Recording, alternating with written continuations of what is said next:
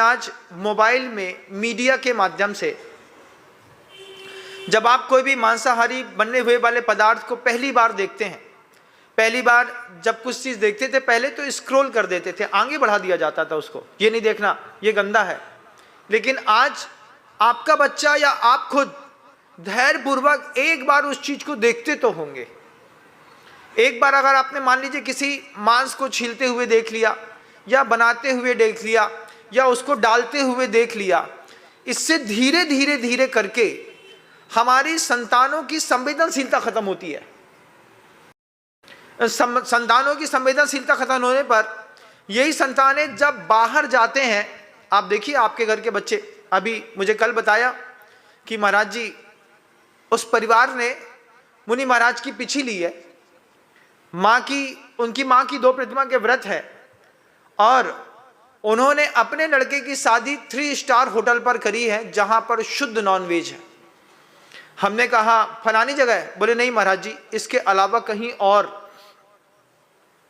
हमने कहा बच्चे मान गए? बोले मान गए महाराज श्री, पूरे के पूरे। बोले हमको जाना पड़ा, हम गए उस 3 स्टार नॉनवेज होटल पे, हमने खाया कुछ नहीं, 16 का जो बना था वही खा कर के आए, लेकिन पाप लगा क्या महाराज जी? आप बताइए पाप लगा कि नहीं लगा? बताइए। लगा महाराज।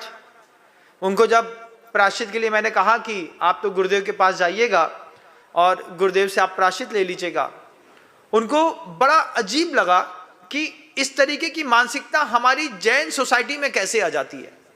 जैन सोसाइटी में मानसिकता इस तरीके की इसलिए आती है कि हम उस चीज को अपना मान बैठते हैं। अच्छी स्टैंडर्ड वाली वो विद्यालय होटल थी, होटल में आपने 1.5 करोड़ 2 करोड़ रुपए खर्चा करके अपने परिवार के किसी सदस्य की शादी करी, तो अब ना जाकर चाह करके भी मजबूरी में रिश्तेदारों को रिश्तेदारी निभाने उस होटल तक जाना पड़ा। ये एक असंवेदनशीलता का एक प्रमाण पत्र है कि हमने सीख लिया।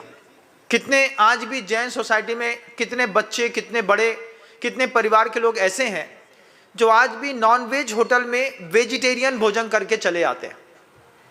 नॉनवेज होटल में जाकर के जब आप भोजन करते हैं, आप सोचते हैं कि नहीं हम तो वेजिटेरियन ही खा रहे हैं, लेकिन वो एक अपराध है जो शुद्ध जैनी को कभी बर्दाश्त नहीं हुआ। विदेशों में जाते हैं तो कुछ ही परिवार ऐसे हैं जो विदेशों में जाकर के खीरा, ककड़ी, टमाटर, कद्दू या फिर केला खा करके, नाशपाती खा करके, जूस पी करके अपना टाइम निकाल लेते हैं, अगर उनके पास शुद्ध भोजन की व्यवस्था नहीं है तो। लेकिन बहुत सारे ऐसे हैं जिनको भूख लगी है, तो भूख के लिए तो प्रसिद्ध है, भूख न देखे जूठा भात। नाली के ऊपर जूठा भात भी पड़ा होता है तो भूखा व्यक्ति उसको भी खा लेता है। आपको भूख लगी है, फिर आप ये नहीं देखते कौन से कौम का है, क्या है, कैसा है, बस भैया तू तो गरम गरम छान रहा है, हमको दे दे। ये कमाल ट्रेन की पेंट्री कार में भी होता है, चाहे वो वंदे भारत ट्रेन हो, चाहे कोई भी दुनिया की ट्रेन हो।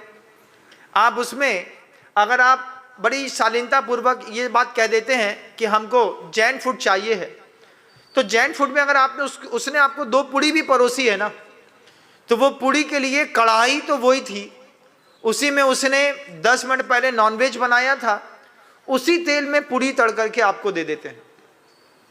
तो घर के अंदर ये बात सिखाई जाती थी कि पेंट्री कार का खाना कभी नहीं खाना।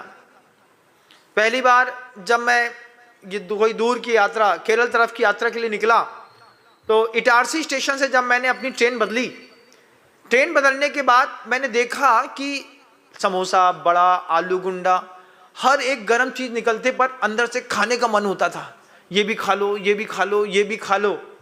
और माँ बार बार रोकती थी। अपन जैन हैं, जैन लोग इस चीज़ को नहीं छूते।